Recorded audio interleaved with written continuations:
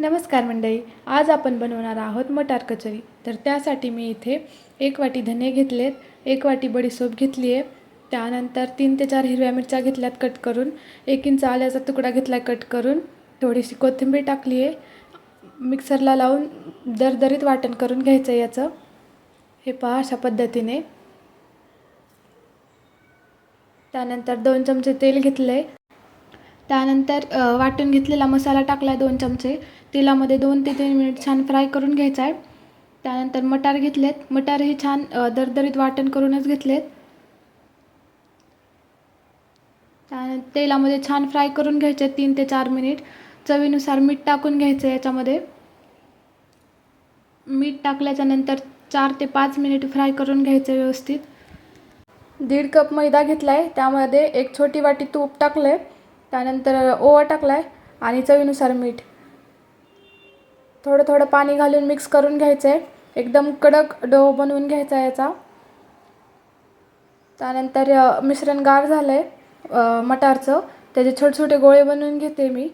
आणि मैद्याचा जो डो बनवला होता तो 5 मिनिट रेस्टला ठेवायचा आहे झाकण ठेवून, जेणेकरून व्यवस्थित मुरेल ते।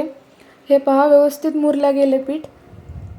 त्यानंतर एकदा अजून 2 ते 3 मिनिटांसाठी व्यवस्थित मळून घेते, त्याला एकजीव करून घेते सगळं मिक्स करून।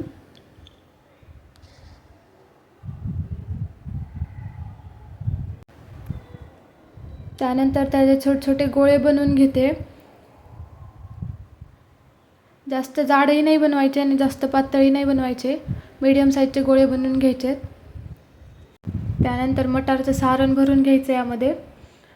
आपण मोदकसाठी किंवा पुरणपोळीसाठी जसं बंद करतो सारण भरल्यावर गोळा, तसा व्यवस्थित बंद करून घ्यायचा आहे। तेल जास्त कडक नाही तापू द्यायचं, मध्यम आचेवरच आपल्याला कचोऱ्या तळून घ्यायच्यात, जेणेकरून एकदम खस्ता होतील आणि आतूनही कच्चा राहणार नाहीत किंवा व्यवस्थित तळल्या जातील। यासाठी छान गोल्डन ब्राऊन होईपर्यंत तळून घ्यायच्यात। हे पहा अशा पद्धतीने किती सुंदर दिसतात ना, खायलाही तशाच भन्नाट लागतात। तर तयार आहे आपली खस्ता मटार कचोरी, एकदा नक्की ट्राय करून पहा। व्हिडिओ आवडल्यास लाईक, कमेंट, शेअर नक्की करा। चॅनलला सबस्क्राईब करायला विसरू नका। व्हिडिओ बघितल्याबद्दल धन्यवाद।